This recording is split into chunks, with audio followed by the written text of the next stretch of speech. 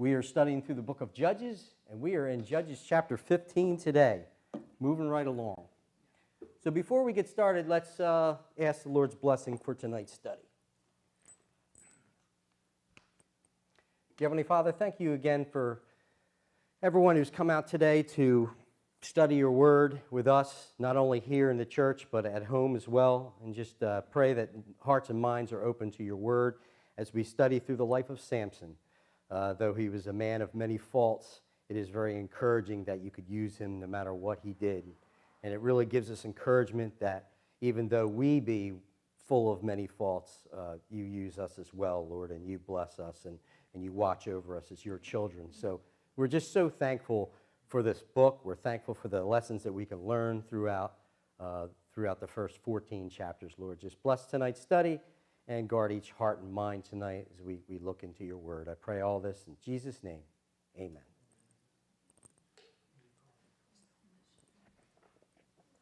Okay, everybody should have read Judges chapter 15. Read ahead, as usual. And hopefully I'll answer most of your questions tonight as we go through the text. If not, don't be afraid to ask questions. Okay, comments? So before we get started in chapter 15, let's review last week. So last week we studied Judges chapter 14 and Samson's misadventures with a Philistine girl from Timnah. This is a town about 4 miles from his hometown of Zorah. As you can see up on the map, okay, you have Zorah here, and then as you travel west towards the Mediterranean Sea, about 4 miles is the city of Timnah, or the town of Timnah. It's really not a city. Now he, for reasons that we don't know, we're just not sure why he traveled to Timnah. He went to Timnah, and at some point in time, he spotted a girl that was pleasing to his eyes. And it was lust at first sight. So, after returning home, he demanded that his father get him this girl for a wife. Now, his father then set up a meet between him and his wife, Samson, the girl, and her parents. Now, on the way down, Samson and his parents separated. This may have been by his parents' insistence in order to have Samson avoid walking through a vineyard, which was on the outskirts of the town. Now, even though it is a Nazirite vow says to avoid drinking wine or grape products, probably walking through a vineyard, they wanted to be careful here. That's the idea here. So when they separated, Samson was attacked by a lion. Now he killed and tore this lion limb from limb as easily as one might tear a goat. Now I explained last week that I probably would have problems tearing a goat myself. I would probably need something a little smaller. So that's impressive no matter what, even if you tore a goat, I would think. Now, this strength was given to him by God as it was the Spirit of the Lord that came upon him. The author makes it clear that's where his strength in this particular instance came from. So after this visit, he let his father know, after speaking to this woman for a little bit, that he wanted this girl for a wife. He was still pleased with her. Now, last week we looked at how time passes between verses 7 and verse 8, which was no doubt probably the betrothal period. So, on the way down to claim his bride, Samson separated from his parents again, probably at the same spot. You go that way, we're going to go that way. We want you to avoid the vineyard. And he actually went to look for this lion carcass. Well, much to his delight, honeybees had formed a nest inside the carcass of the lion. Now, this is more than likely during the summertime where the dry heat would have kind of mummified the lion carcass. We talked about that a little bit last week. Well, much to his delight, honeybees had formed a nest inside the carcass of the lion. Now, there was nobody in the Holy Land at this point in time that raised honeybees. There was no honeybee hives. There was no beekeepers. So this was kind of a rarity in the Holy Land. So he reached inside the dead carcass and he scooped himself out a large amount of honey. The problem was that a lion was an unclean animal. And in this case, it was a dead, unclean animal. His contact with the animal and the honey would have been in violation of his Nazirite vow. Now, to make matters worse, he shared the unclean honey with his parents, which would have made them ritually unclean. His parents never would have eaten the honey had they known its source, but it says that he kept that fact to himself with good reason. Snapshots. We get a little snapshot into the decision-making of Samson, the character of Samson here, I think. So he kept that fact back. He didn't tell him where he got the honey. Samson not only seems to have little regard for his Nazirite vow, but he also has little regard for the thoughts and feelings of his own parents. And it didn't just start here with the honey incident, but probably months before, as Samson put them in a very awkward position as their Nazirite son, with this great, incredible birth, insisted upon marrying a Philistine. But he didn't care. It's what he wanted. So anyway, after a betrothal period, Samson was responsible apparently for throwing a week-long banquet as the last part of this wedding ceremony. Now, he was given 30 attendants or groomsmen by his Philistine in-laws to help him with this banquet. And to entertain his guests, he proposes a riddle. But attached to this riddle was a wager that he proposed to his 30 attendants. Apparently, Samson needed a little action here. Right? We talked about that last week. He needed a little action. Just wasn't enough to propose the riddle. Had to have a little bit of bet here. So he says that if they can solve the riddle within the 7 days of the feast, he will buy them 30 linen wrappings and 30 changes of clothing. But if they couldn't, they would have to buy him 30 linen wrappings and 30 changes of clothing. Well, Samson had no intention of losing this bet. So he used the lion and the honeybees as inspiration for this riddle. And after hearing Samson's riddle, they knew that they had been had. This was a sucker bet. There was no way that they could figure out this riddle, and it would have been a costly loss because clothing was very expensive. Very expensive.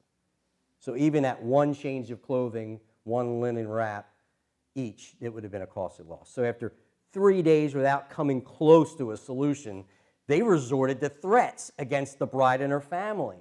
Now, they probably felt vindicated, as it was partly her and her family's fault for inviting them in the first place. So I'm almost positive they didn't feel bad. So she stepped up her pressure on Samson. As it says, she asked him for 7 days. I think probably the first 3 days it was probably just of her own volition. And then after day 4, she had a little bit of motivation, so she steps it up. Day 4, she cried, she moaned, she used all her womanly wiles on him. And finally on day 7, he relented and told her the answer. Well, then she went and told Samson's attendants. So with just moments to spare, as it says, before the sun went down on that 7th day, the men came to him and gave him the correct answer. Samson was no dummy. He immediately knew where these men had gotten their answer. His wife-to-be had betrayed him. So Samson went on a rampage. He left the party immediately. He traveled 20 miles to the Philistine city of Ashkelon and slew 30 men. If you want to have an idea where Ashkelon is, if you follow that green line off screen a little bit, you're going over to the Mediterranean Sea, and you're going over to Ashkelon, was over there, about 20 miles. He took their linen wrappings and changes of clothes. He then returned to Timnah. He dropped off the clothing to his attendants.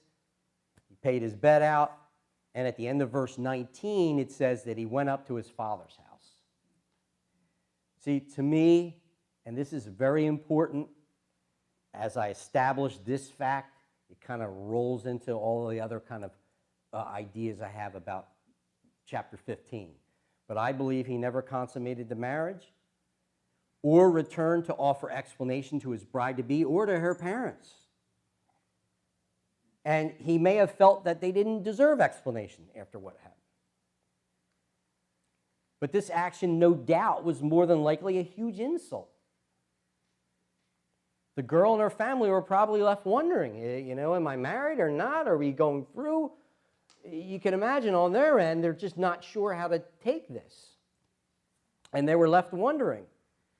Now, I think, and when I start with I think, and I'll tell you, my opinions are probably worth a hill of beans. Okay? There they are. You want my opinion? I give you my opinion. In chapter 15, we'll give you my opinion based on my study. But if I say I think, it means I just think. I think that they waited until they were sure, at least in their own minds, that Samson was not ever coming back, and then they gave her to, which more than likely is probably his best man, in verse 20. And remember last week I talked about the best man could have been the original person, a Philistine friend, that invited Samson to Timnah in the first place to get a load of this girl. Again, that's another opinion. It's not in the text. And so that's where we left off with the parents of the bride-to-be giving her in marriage to what was probably Samson's best man, one of the attendants. All right, everybody good? All right, so let's pick up our story in Judges chapter 15. And what I'm going to do is I'm going to first read the first 8 verses of chapter 15. Judges chapter 15, first 8 verses. Okay. But after a while, in the time of wheat harvest, it came about that Samson visited his wife with a young goat and said, I will go into my wife in her room. But her father did not let him enter. And her father said, I really thought that you hated her intensely, so I gave her to your companion. Is not her younger sister more beautiful than she? Please let her be yours. Samson then said to them, this time I shall be blameless in regard to the Philistines when I do them harm. And he went and caught 300 foxes and took torches and turned the foxes tail to tail and put one torch in the middle between the two tails. And when he set fire to the torches, he released the foxes into the standing grain of the Philistines, thus burning up both the shocks and the standing grain along with the vineyards and groves. Then the Philistines said, Who did this? And they said, Samson, the son-in-law of the Timnite, because he took his wife and gave her to his companion. So the Philistines came up and burned her and her father with fire. And Samson said to them, since you act like this, I will surely take revenge on you, but after that I will quit. He struck them ruthlessly with a great slaughter, and he went down and lived in the cleft of the rock of Etam. Okay, so we're going to spend a little bit more time in the very beginning of this chapter, because what in the world is going on here? What was Samson thinking? What were the parents thinking? What happened? And what is the deal with this young goat? Okay, and I'm going to give you my best effort to clarify as much as I can. And I'm just going to give you a couple of thoughts and also opinions of commentators and others. All right? So let's just take a look here. Now, there is no opinion here. The time of the wheat harvest is associated with Pentecost. Another word for the Pentecost is the Feast of Weeks. All right? It takes place around the end of May to early June. All right? So we just had Passover, right? From Passover, they count 50 days, 7 weeks plus an extra day. That's why it's called the Feast of Weeks. Pente means 50. So Pentecost is 50 days. So that's where the names come from. So that brings us, if we count about 50 days from today, it brings us to the end of May, early June. All right? And whereas Passover and early on right now would be the barley harvest, okay, Pentecost also is the wheat harvest. So just to give you an idea, the first harvest is barley, the second harvest is the better harvest is wheat. So after cooling off, Samson decides to go down to Timnah to claim his bride. That's what it seems like to me. Verse 1, he's going down to claim his bride. Therefore, we know kind of when he made this trip, end of May, early June, right? What we don't know is when the wedding feast took place before. Right? We're not sure. Now, if we use the lion carcass as a gauge, right, and the summer heat mummified it so that the bees could make their hive, right, then it probably took place no later than, let's guess, take a guess, my best guess is September. So if that carcass laid out in the hot summer, very, very dry heat, like Las Vegas, right? Very dry heat, and it mummified, and maybe they wanted a beautiful fall wedding, right? Fall is a beautiful time for a wedding. So I'm going to say that my best guess is that it was probably a September, October wedding, October at the latest. So using that as my best educated guess, the time between Samson's betrayal when he ran off and returning here in verse 1 was at least 8 to 9 months. So even if we use the late date of October, you're getting into the 9-month mark. Now, I would rule out anything under 6 months. I think that's nonsense, and anything over a year is probably way too long. 8 or 9 months is my best guess. The bottom line is we're ruling out 2 weeks, we're ruling out 1 month, we're ruling out a couple of months. Samson did not return for a very long time. So in case you thought, oh, well, a month later.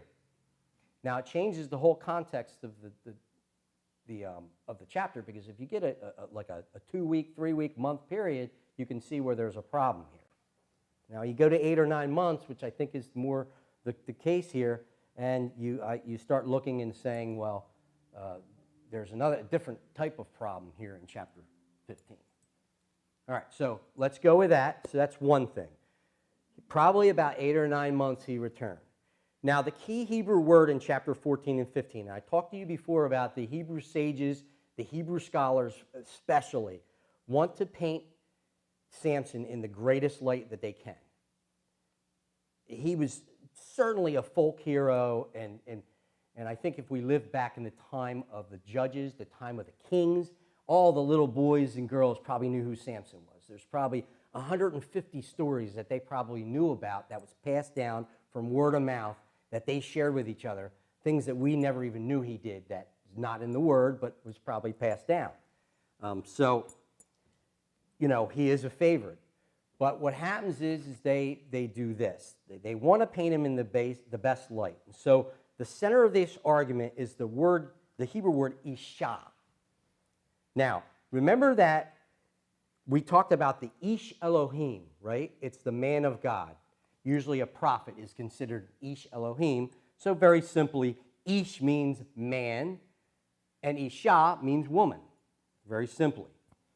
So when it says Ish Elohim, that's man of God. The male counterpart is Isha. Isha can mean this: woman, wife, or female animal, actually. While Ish can mean man, husband, or it can actually mean a male animal. Now, we talked about this in morning devotions, and it's very important to establish that in Hebrew, the context is everything. We have Hebrew words that have 1, 2, 3, or 4 different meanings based on the context. So the context determines which translation of the word is used in each passage, and you know, it's not really that crazy in a sense that it's usually very obvious. Like, you don't have to be a Bible scholar to pick the correct translation of the Hebrew word, right? It's not really that hard.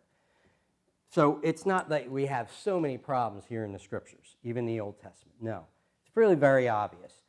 Now, I have a problem with this, with those who want to show Samson was married, and that's fine if you want to, go that route. But they use it to excuse his behavior and claim that he had every right to do what he did. That's basically what they say. So I have a problem with that. They want the word Isha to be translated as wife in every instance. And I have to tell you, I refuse to argue that point. And I refuse to argue that against the translation for the sole reason that if this woman was betrothed to Samson, then many would have referred to her as Samson's wife anyway. If you recall, if you've done studies, a betrothal was much more than our modern engagement, although you could break off both. Right? So, but a betrothal was a promise. It was a contract of some sort. It was an original contract. So betrothal is deadly serious. So if they referred to this woman as Samson's wife, then that's fine, that translation. I wouldn't argue that point. Everybody understand where I'm going with this? So I wouldn't look at every single place and say, oh, this says wife, but I would translate it woman, and then pick that out. Because remember, with all these things, the spiritual, right? The spiritual truths are always the same.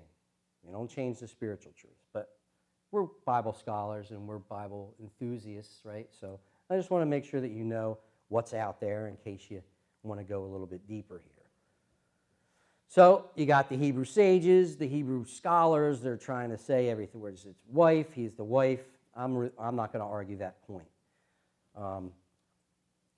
But this does not mean, whether you translate it a wife or woman, that they were officially married. There is an official marriage. There is an ending of this ceremony. And to me, you can translate the Hebrew word Isha as wife, all that you want in these chapters, but it does not change the fact that this marriage was never consummated.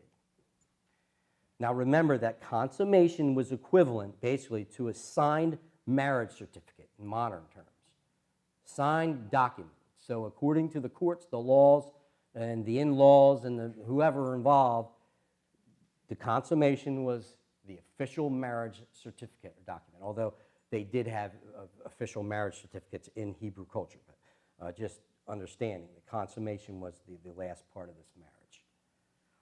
So let's tackle the issue that some have proposed that indicates that Samson was a visiting husband. I talked about this last week. And again, I don't want to go too deeply in circles too much on this, but I want to talk a little bit about this visiting husband. See, there is an ancient Middle Eastern custom that is actually still practiced today called a sarikah, okay? It was, and it's still generally practiced by men who have no permanent habitation. I mean, you could argue that maybe he didn't live with his parents. Maybe Samson didn't have permanent habitation. So the wife in this situation is allowed to continue to live with their parents more or less indefinitely. It is considered a legal marriage, although one of lesser status. So it is illegal, it's considered a marriage, but it's down the rung. And a lot of scholars think that the tzedakah is probably some evolution from that concubine in which a woman does live in the household or in the tent of the husband, but is not given a marriage certificate, literally. So, I mean, it's just guesses along these lines. So, a husband in this type of, this visiting husband is actually a jaz musarib. Jaz musarib, which means visiting husband. So, what is interesting about this arrangement is that the husband is supposed to bring a gift each time he visits his wife. So it does involve a gift. And this gift does not have to be very valuable or very extravagant. It doesn't have to be the most expensive of things. A young goat here would actually fit the bill as it would be just enough to avoid insulting the family. In other words, it's not an extravagant gift, but a young goat was probably a prized enough animal that it would be enough that a visiting husband would bring in this case. So you see that this type of marriage and the behavior of Samson seems to line up. I'm going to expound on this. So in case you want to, am I saying that Samson was under this kind of sarikah? I don't know. But some people said it's pretty fishy that he brought a young goat, right? And they make that point, and there are those out there in the in the commentary world who believe that that's exactly what happened here. So what do I think in verse 1? As Samson returns after 8 or 9 months to this girl's house in Timnah with the offer of a young goat. So what am I saying? All right, so here's what I think. Remember, what I think is worth how much? A hill of beans. Okay, but I think that what I come up with is at least, based on some truth, some background, some history, what we've gone over for the first 14 chapters, what I know of things. So hopefully this is an educated guess. Samson ran off in anger without consummating the marriage, and in anger he slew 30 Philistines. I think he returned to Timnah, and he probably made some sort of show of throwing these clothes at the feet of these men, and then he stormed off without saying a word to the Philistine girl or to his parents. That's what I think happened. I think that his father demanded to know what happened and was made aware of how his daughter betrayed Samson. I can imagine his father. What in the world happened? Who did this? I imagine the father knew that Samson killed the 30 Philistines, and I know that he probably got pretty much most of the story or all the story from his daughter. I think that he knew he slew the 30 men and why he did it. And I think in verse 1 he was being honest with Samson in these next verses, and that he may have been I believe he was even afraid of Samson at this point.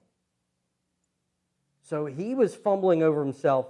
He was being truthful, and he was trying to placate Samson. I think he was afraid of him.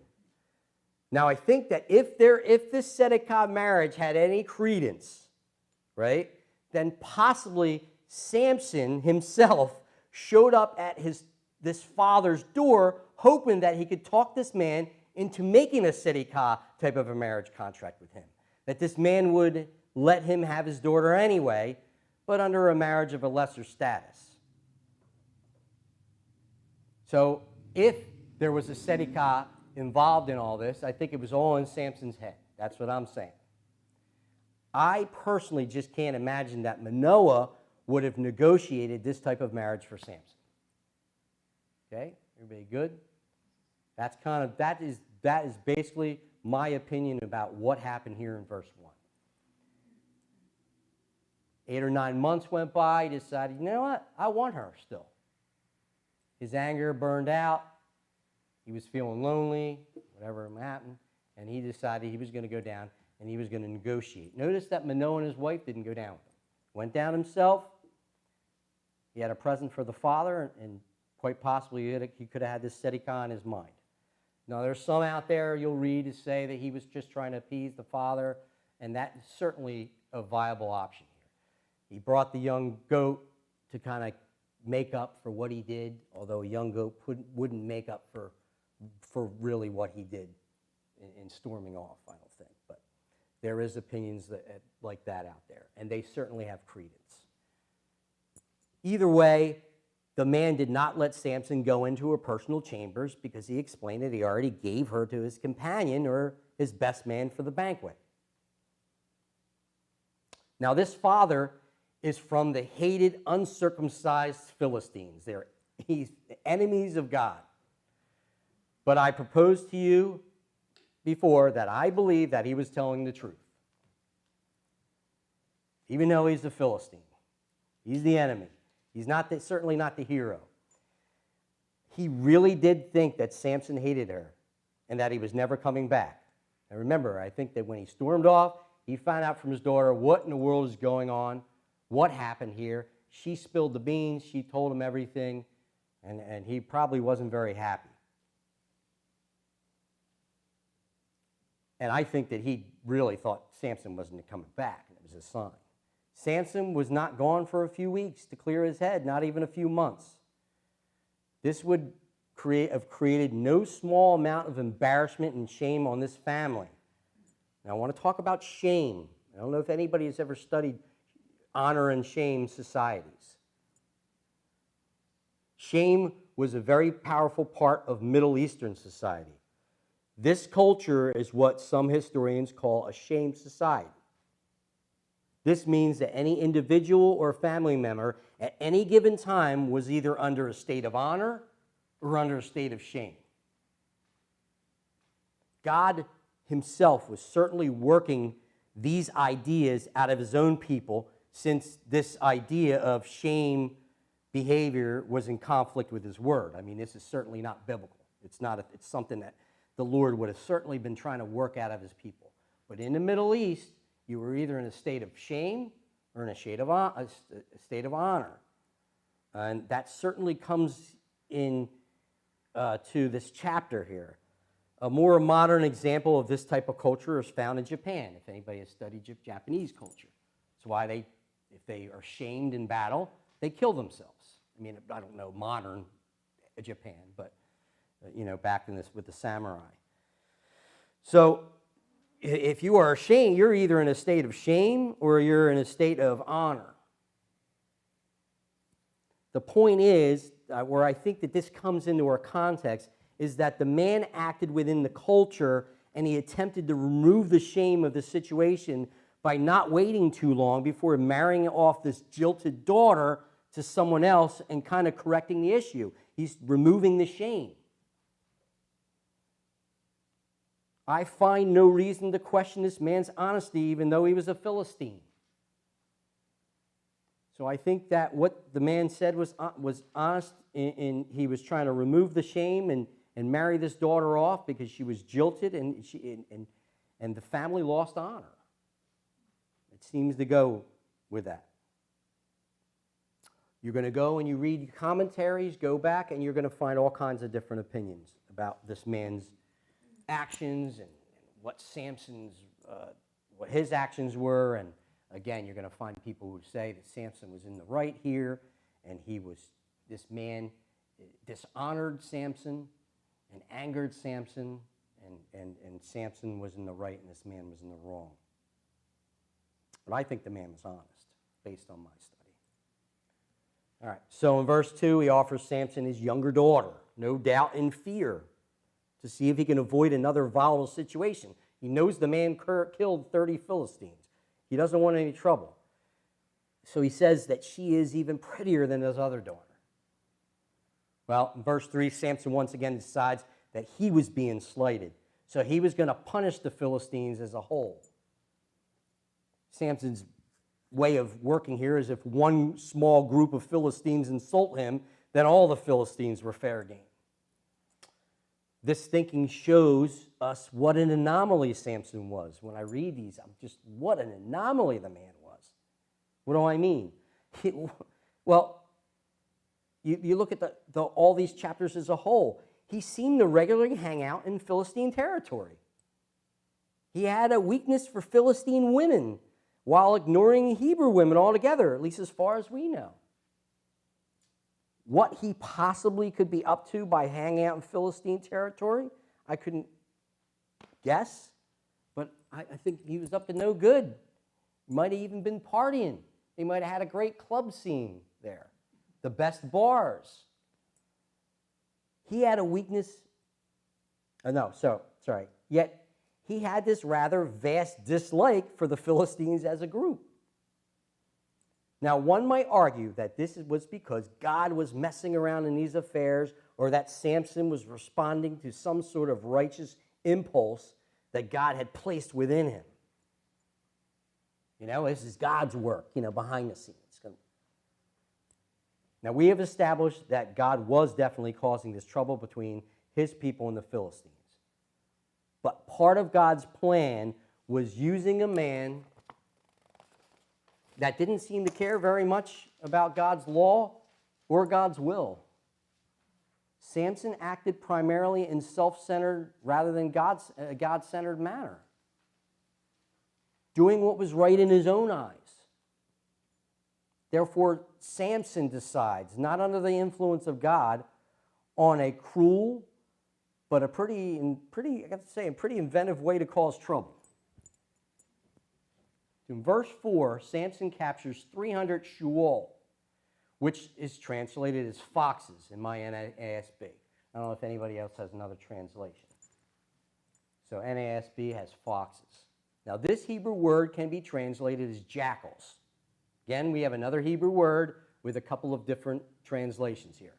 Now, the idea here is that since foxes are solitary creatures and jackals hunt in large packs, it makes more sense that what Samson caught were actually probably jackals. We can't verify that, but a better translation is probably jackals. They say that catching 300 solitary foxes was next to impossible. They work alone. Now, after catching these, more than likely these jackals, he then bound their tails together in pairs, and then he tied a torch to them. Now, the jackals would have raced off in a panic, carrying these flaming torches behind them, setting the dry and ripened wheat fields on fire. Now, the shocks here that are mentioned, the shocks were the wheat sheaves that were piled up in heaps. So after they took the wheat down, they put them in kind of sheaves. They put them on the ground. They're called shocks. They're the wheat that was already harvested. So they're the shocks. They lit on fire, along with the standing grain, the stuff that hasn't been chopped down yet. All right. So you can imagine these fields on fire.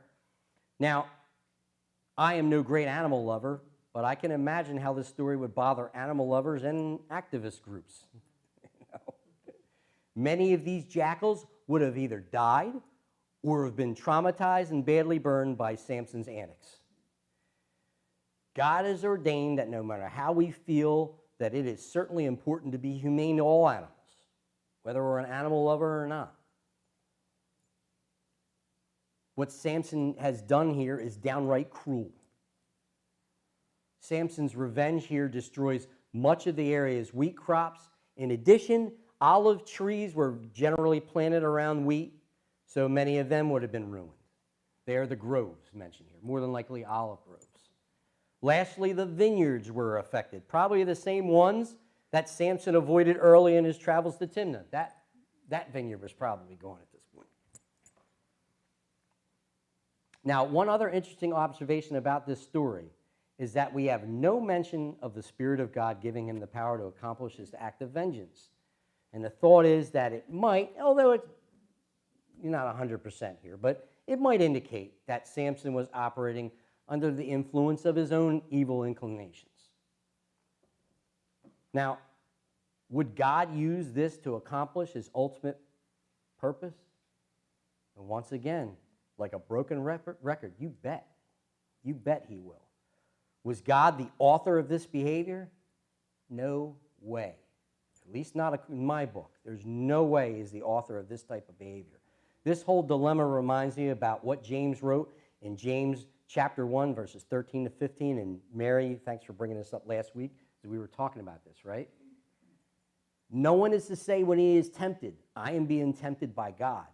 For God cannot be tempted by evil, and he himself does not tempt anyone. But each one is tempted when he is carried away and enticed by his own lust. Then when lust has conceived, it gives birth to sin. And sin, when it's run its course, brings forth death. Now, tempting is to solicit to do evil. So we got to be very careful in this passage that you do not indicate that God in any way solicited Samson to do evil. So if you look at the burning of these fields or the killing of 30 Philistines as some way Samson's evil inclinations, he's a renegade, right? And these are wrong behaviors and actions. We cannot attribute those things to the Lord. He would never solicit Samson to do evil. So we have to balance here in these chapters to understand that even though this man seems to be doing all these horrible things, that God was in complete control as part of his sovereignty. He is allowing the things to occur because he's starting this trouble between the Philistines and the Hebrews. All right? So just be careful in these verses. God does not solicit Samson to do evil. He does it all by himself. So all of these personality traits and colorful actions and behaviors are not from God, and we just got to be careful that we don't attribute them to God. Everybody good? So in verse 6, some Philistines, probably consisting of some local farmers and local leaders who wanted to know who did such a thing. And because of Samson's reputation is starting to precede him, I can imagine that it didn't take long to identify their culprit. They probably know pretty quickly as Samson. Now, some say that verse 6 indicates that the Philistine locals felt that this father was hasty in trying to preserve his daughter's honor, and they were kind of saying that he was at fault in their eyes. So they went and burned down his house, killing this man and his daughter. The idea is you went and lit the house on fire with the daughter and the father inside. And thus, the townspeople knew that this father was wrong in what he did. And there's those who are of that opinion. But I believe the main reason that they did not want is the main reason they did this is they did not want to confront this very strong and volatile man, so they chose the easier prey. They went after the father and the daughter. It was just easier. These people had no interest in taking on Samson. So, Annabelle. If this girl married the best man, why was she still living at her father's house? Why was she there? She should have been gone with her husband. I thought about that too. Great thought. I don't think in the language, I don't think he meant that. I don't think Samson knew that she was gone. So Samson arrives at the house. He wants to go into the bedroom. I don't think the father was saying, you can't go in. She's right in her chambers. I think he was basically saying is you can't go into her chambers. She's gone. He may have just as well be saying that to him. Like, Samson, she's gone. I already married her off. So I would assume, and again, it is an assumption, that. Did get killed. What's that? She did get burned up. That is true. Now, there could be a case in which they had that same sort of marriage, right? A sedekah, so that may be true. For some reason, I don't. The woman stayed with the parents, right? After the marriage, I don't know. I mean, it could be the fact that, Samson originally was going to marry her and stay on the premises like they were. I don't know. Wasn't it the younger daughter that got burned up? No, it was the other daughter. Yeah. So there could be, that's probably a good point. So it may give credence to the sedekah idea. I personally think that Manoah would not have, negotiated this kind of marriage for Samson. But again, I could be wrong on that as well. Maybe she was originally supposed to stay on her parents' grounds. Did anybody else have any ideas about that? That's a great point.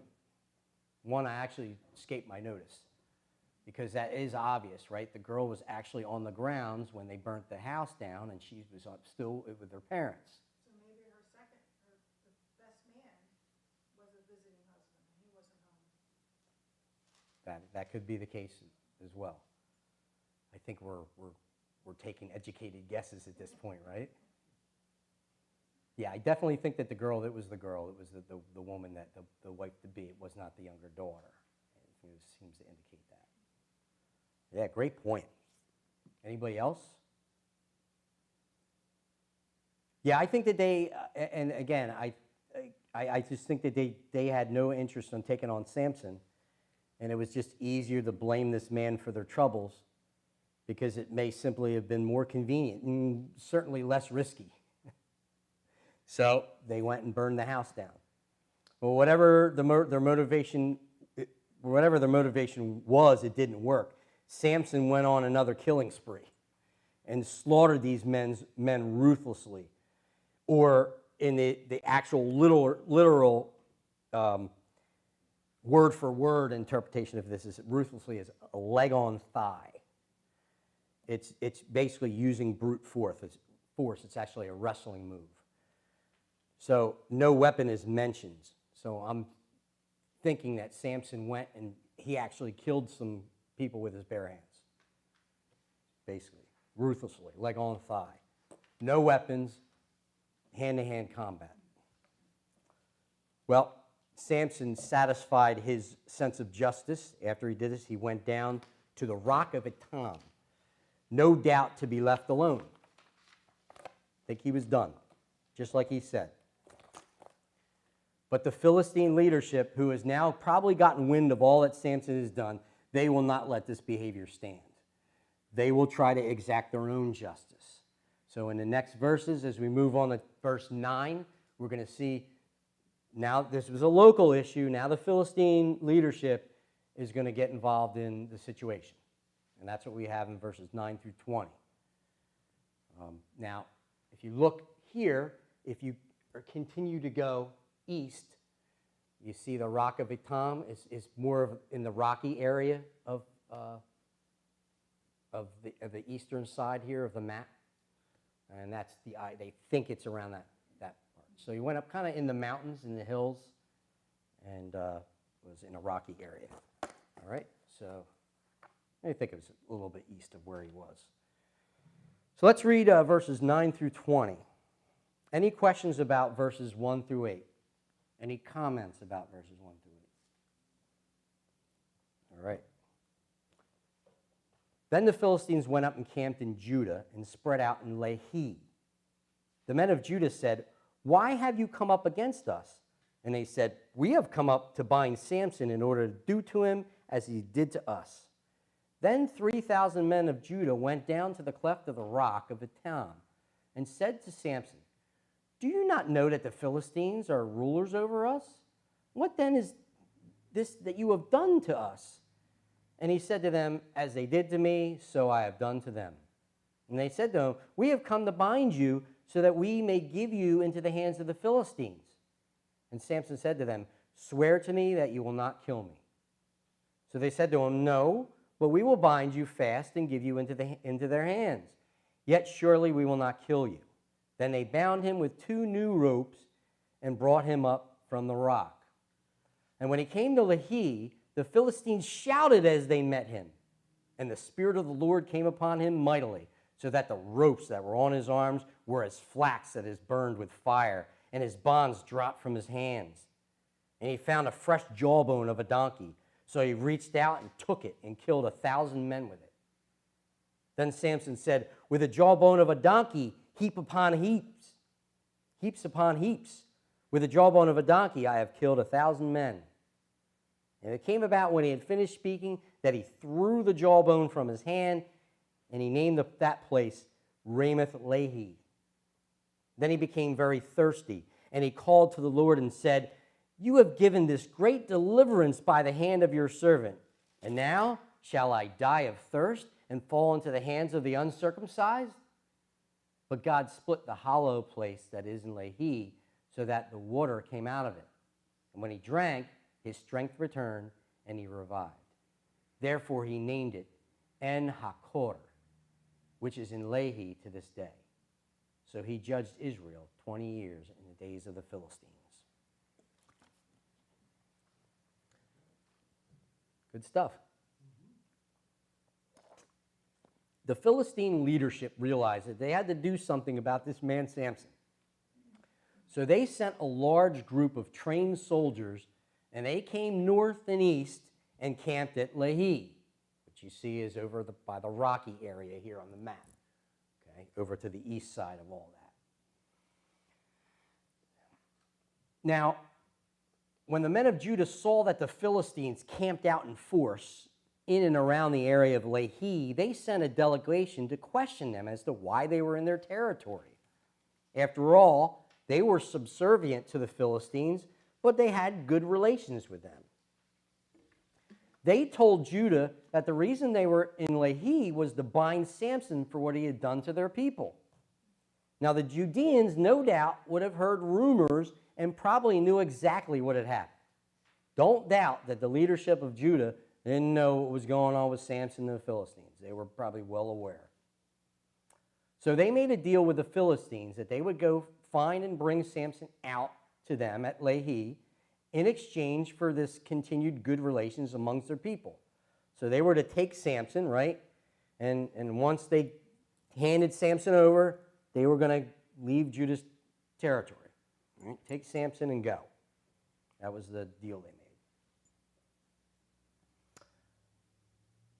So the tribe of Judah sent 3,000 men. You wonder why. They weren't taking any chances. Because they knew Samson and respected his amazing strength. Imagine sending 3,000 men after one. Pretty large amount of people. Now, I've spent a couple of chapters harshly criticizing the actions and behaviors of Samson. I know I have. I've given it to him. But it is time for the tribe of Judah to share some criticism here. Verse 11 confirms the type of thinking that we have already discussed that is a major problem in the heart and minds of the people of Israel. Right? Samson, by his actions and behavior, Samson just ruined their day. His antics are causing a disruption in the peace that they unlawfully forged with the sworn enemy of their own God. They asked Samson, "Do you not know that the Philistines are rulers over us? Are you kidding me?" And they asked this question with complete sincerity. I don't think they know any better. They just don't at this point. For the first time in these chapters, I actually feel sorry for Samson, as his own countrymen are ready to just hand him over to the enemy for a bit of peace that God specifically forbids. I have a lot to say about Judah here. And all Samson is not right at all for the things that he's done. This is unbelievable. And yet they have no clue because the lack of instruction in God's word and syncretism and Canaanization and all the other things that befell them. It was the problem. And it left this lead tribe without wisdom. The scepter would not depart from Judah. This was the tribe that Messiah would come from. This was the most important tribe in Israel. This was a low point. This is a low point for Judah. As they betray Samson, they hand his countrymen over. Now, to their credit, they were up front with Samson and told him that they were going to turn him over to the Philistines. And they said it right off the bat. Samson's only request was that they not kill him themselves. They agreed, and Samson allowed himself to be tied up with new rope. Do you understand what the idea here is? A new rope. Right? An old rope becomes dry and worn, and I don't know if I could break some of the ropes that they put on Samson. I told you I need a squirrel. I don't have that much strength, but I could probably get through a small, old rope. A new rope was a little bit more, it still had its elasticity, and so it wasn't dry, moist, and very hard to break, really hard to break. So they tied him with new rope. When Samson arrived at Lehi, all tied up, the Philistines shouted for joy. So they shouted. Now the Spirit of the Lord came upon him at this point. And in verse 15, he found the jawbone of a donkey and killed 1,000 Philistine soldiers with it. Now, it was important that it is a fresh jawbone of a donkey. Why? What would happen to an old jawbone of a donkey? Like the ropes, brittle, right? Okay, so the idea here with the ropes and the jawbone is that they were fresh, and that meant something. So that's why he could kill 1,000 men with it, and it didn't break or crack or fracture. I can imagine it probably cracked. Again, in verse 16, Samson seems to love his poetry. He was a poet a little bit, right? He loves his riddle and his play on words. This involves two English words that's translated as donkey and heap, right? So these two English words, they actually come from the same Hebrew root word of chamor. So whether chamor can mean donkey, it can mean heap. So there are times when one Hebrew word can mean two entirely different things, but what happens is it leaves the English translation as kind of nonsensical. So if you translate it word for word, You don't get the sense of it. So a commentator named Moffett put this forth as not as a word-for-word translation, but as like kind of like an equivalent to show you in a modern way what Samson was trying to say here, how he was trying to put this rhyme together. He says this. I thought it was pretty good. I put it in here. It's just one line. With the jawbone of an ass, I have piled them in a mass. You know. So I thought I sort of added that in there. But usually when you take Hebrew poetry and you try to translate the words, and it just doesn't come out. It comes out a little nonsensical. The NASB that I have actually is a very good translation of verse 16. So let me go back to verse 16. With the jawbone of a donkey, heaps upon heaps, with the jawbone of a donkey, I have killed 1,000 men. Probably sounded a little bit more fancy in ancient Hebrew, right? But what we're going to look at is, what does he mean? What was he referencing here in his rhyme? See, what happens is this is a play on words, and this play on words means it describes, right? Samson killed a bunch of Philistines, right? And after he killed a bunch of Philistines, he left them in a large pile or a heap. Then he went and chased down some more Philistines, killed a whole bunch of them, left them in a heap. Okay? So he chased down a bunch of Philistines and left them in large piles or heaps. That's what he's bragging about. He probably could have left several heaps or dead bodies by the time the day was done. So after this massacre, Samson named this place Ramoth Lehi. Now, Ramoth is the hill of, and Lehi is jawbone. Now, it was probably named after this adventure of Samson, so they named this place Lehi, jawbone, after the jawbone he took. And Samson named it Ramoth Lehi, the hill of the jawbone, or Jawbone Heights. The translation there, very fancy. So, probably found out that from Samson somehow and got that name and named that. Now, I'm asking this as an honest question. How many of you read verse 18 and rolled your eyes? Did you guys have a reaction when you read verse 18? Then he became very thirsty, and he called to the Lord and said, "You have given this great deliverance by the hand of your servant, and now shall I die of thirst and fall into the hands of the uncircumcised?" I mean, did you read that? A little dramatic. I mean, Samson appears to be a man of great highs and lows, as he is wondering why God delivered him just to let him ultimately fall in the hand of the enemy. Now, I will say that Samson was no doubt very thirsty and tired after this fight. And because of it, there is also no doubt that he was actually very vulnerable at this time. If the Philistines sent reinforcements, he would not have been able to defend himself. He was in those kind of dire straits. I don't think Samson was being overdramatic in that sense. I just kind of rolled my eyes when I read that. Mary, do you want to say something? Well, when I read it, I thought about the Israelites in the wilderness and their attitude. The same thing, you brought us out. That is true. Just to have us die of thirst. Just to have us die of thirst. And we're going to see a repeat occurrence from the children of Israel. Did you pick that up when you read it? Yeah, so we have a kind of a parallel passage here with Samson and the children of Israel, right?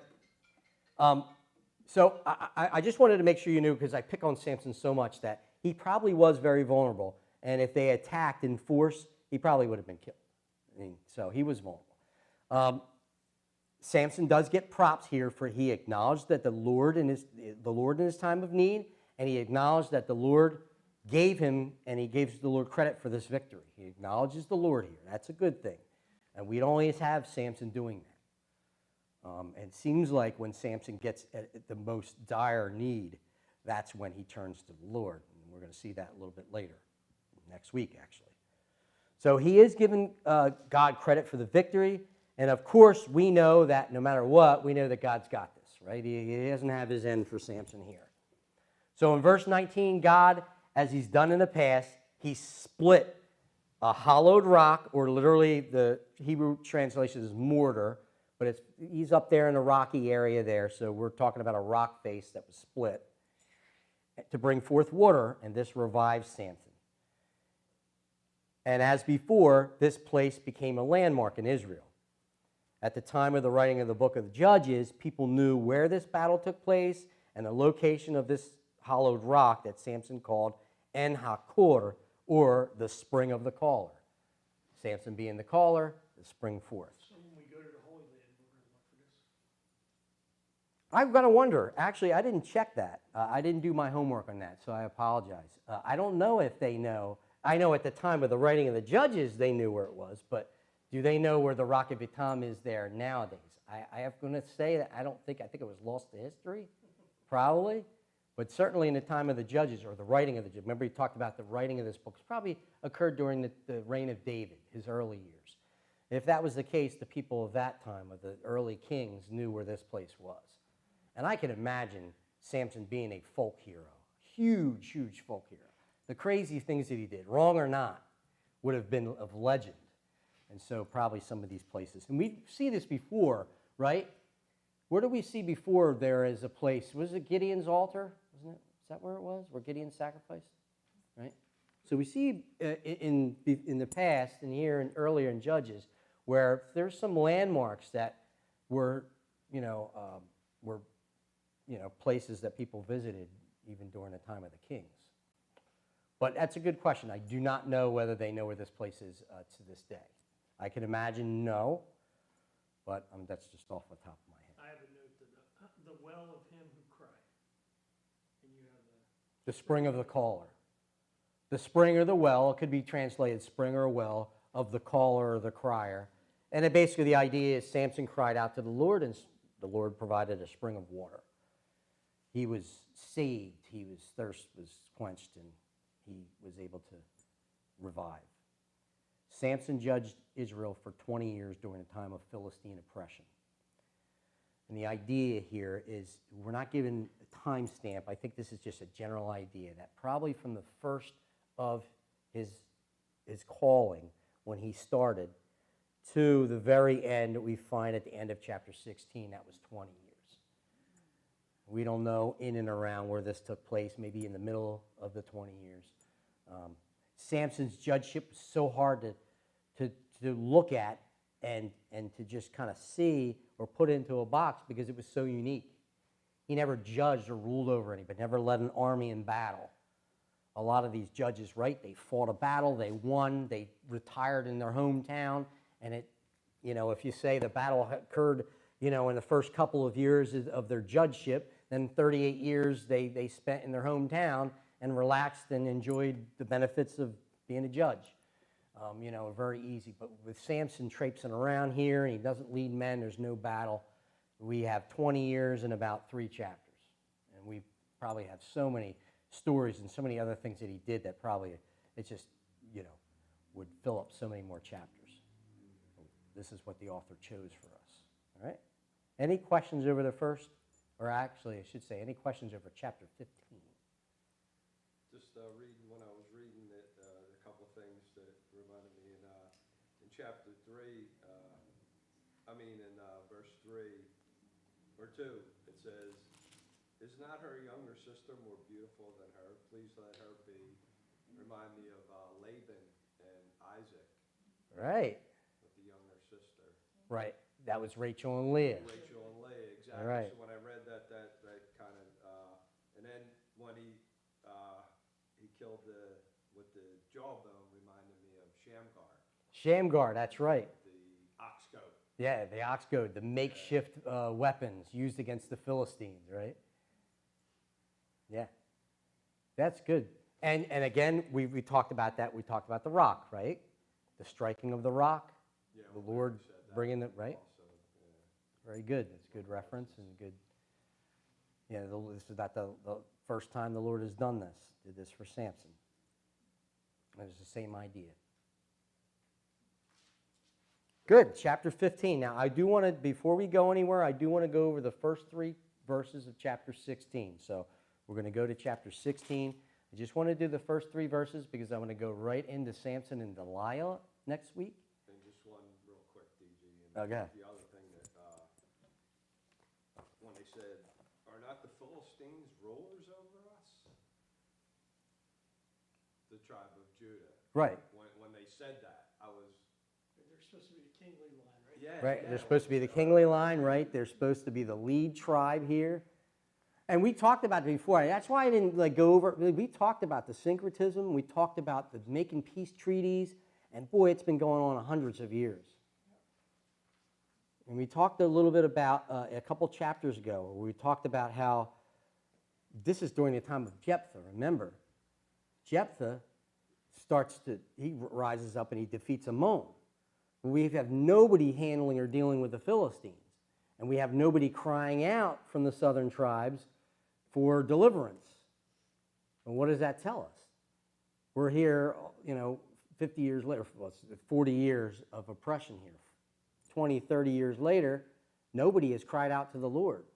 Samson's raised up, not because, most of these judges were raised up because somebody cried out to the Lord and the Lord raised up the judge. But nobody cried out to the Lord and the Lord raised up Samson. So that was a very unique aspect of Samson's judgeship. But there's nobody in Judah who's crying out to the Lord. Why? Because they're just content having the Philistines as their neighbors, and if they give up a few cities here or there, and Philistines encroach on their land, as long as they have peace. It's not a big deal. So they were content. It was okay with them to be subservient to the Philistines, in direct violation of what God wanted for them. How many times in our life are we like the tribe of Judah, where God has blessings for us, but we're just content with where we are, right? When we put that in as an application. And we're not going to reach or strive for all that God has for us. We're only human. That happens. Yeah, good point. All right, so is everybody okay for a couple more minutes? All right, do a couple more minutes. We'll go over the first 3 verses. Very easy. And that brings us right to Samson and Delilah next week. So let's see. We have this one little 3-verse story here. It says, now Samson went to Gaza and saw a harlot there and went into her. And when it was told to the Gazites, saying, Samson has come here, they surrounded the place and lay in wait for him all night at the gate of the city. And they kept silent all night, saying, let us wait until the morning light, then we will kill him. Now Samson lay until midnight, and at midnight he arose and took hold of the doors of the city gate and the 2 posts and pulled them up along with the bars. Then he put them on his shoulders and carried them up to the top of the mountain, which is opposite Hebron. What's that? Iron Man competition. I was thinking about showing, I watched the Samson and Delilah movie like that, just that clip. I said, I want to really see what it looked like how they portrayed it. Everybody sees the Samson and Delilah movie? Probably a good a portrayal of what happened. So we begin chapter 16 with Samson once again traveling into Philistine territory and to a Philistine city. Probably up to no good. Why was he doing this? We do not know how much time has passed since the massacre at Lehi or why he was traveling to Gaza in the first place. Gaza was at the very south, so if you go all the way along to the Mediterranean Sea and you go south, that's where Gaza is. Gaza is the southernmost Philistine city. So what in the world was Samson doing all the way south? Samson, although having disdain or at least very little love for the Philistines, seemed to have an affinity toward their culture. And it's the only thing I can think for their bars, their clubs, the drinking, the culture is why he went. I can't imagine it's in any business venture. Samson had developed quite a reputation, so there were probably no Philistines who didn't know who he was. So after being seen, he's seen, right? He's entering into the place where a harlot was. Now, this is probably the same place, probably like an inn, kind of like Rahab the harlot. We studied that, right? We looked at that before. Rahab the harlot was probably an innkeeper, and she had an inn that was on the walls of Jericho. So what Samson did is after arriving in Gaza, he probably went into the local inn and enjoyed a prostitute. Now, really a modern example, or a more modern example, is what the modern, well, not modern now, but the saloon, right? Of the Old West, right? You always had the saloon and the bar downstairs, and you had the prostitutes upstairs. So I think it's the same kind of idea here. So he goes in there, and they surround him. So Samson had developed, upon seeing him go into this harlot, some men of Gaza decided to wait for him to come out in the morning and then kill him. That's the idea. These Gazans surrounded the place where Samson was staying. Sorry, I read that. He must have sensed that something wasn't right. We don't know why he got up at midnight, but he got up at midnight for some reason. But instead of maybe sneaking out of town, which wasn't Samson's style, I don't know if him getting up at midnight threw their plan off and it threw them off. Maybe some of them were sleeping thinking he'd get up in the morning. Maybe I don't know. Maybe Samson came out of the saloon and snuck to the city gates. He sensed danger. Again, we're not really told what happened. So he goes up at midnight, goes right to the city gates, and probably in awe, it must have just been an amazing sight as they beheld this gaping hole in the city's defensive wall, and especially as the sun came up. So maybe they just were awed by his strength. They were going to kill him, but goes to the city gates. He rips these city gates up off its hinges and walks off. Now, just an idea of city gates. City gates were made of large, heavy wooden planks that were put together, sometimes using iron spikes and sheeting, some iron sheeting on the gates as well. So it wasn't just the heavy wood, but there was some iron here.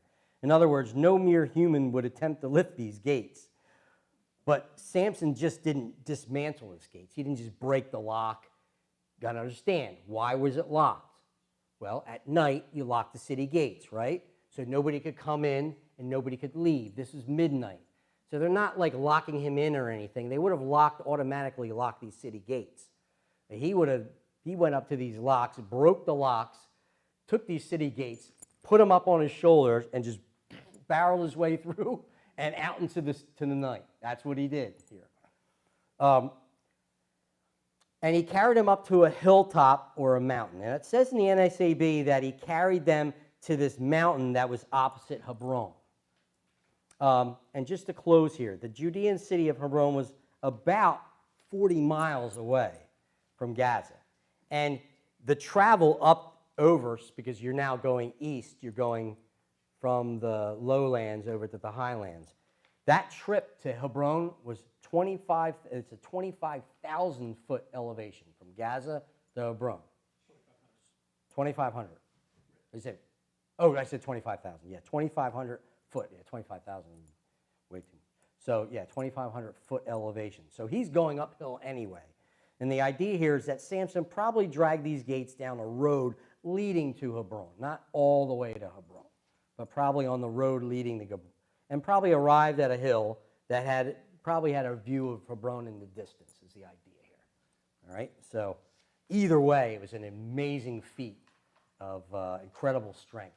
And so Samson, once again, avoids danger, avoids trouble this time, doesn't kill anybody, surprising, and he escapes the city.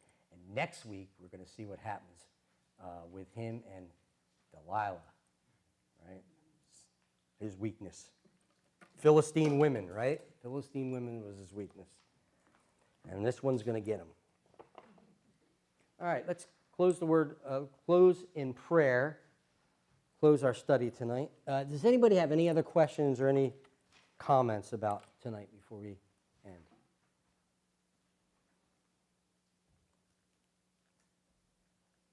No? They're very good tonight. It's like amazing. It's a great study and astute minds here. So it's a privilege to teach all of you because got a lot of Bible lovers, Bible enthusiasts, and it really comes out in the way you study and read and ask questions. So thanks for your kind attention. Let's close in a word of prayer, Lord. Dear Heavenly Father, just thank you for each one that came out tonight, and thank you for those at home Just thank you for your word. Thank you for Judges and all the things it teaches us about you and about your people and how you handle things, and just providing these great applications for us to take throughout our week and apply in our own lives. Lord, help us to be not unlike the Israelites at this time who didn't know your word, but help us to be students of the word so that we can learn much more about you, and so that we know the things that we should be doing week after week, month after month, year after year, Lord. Just give us the strength in your word and the things that we study, Lord, each one here and each one at home. Just bless their week.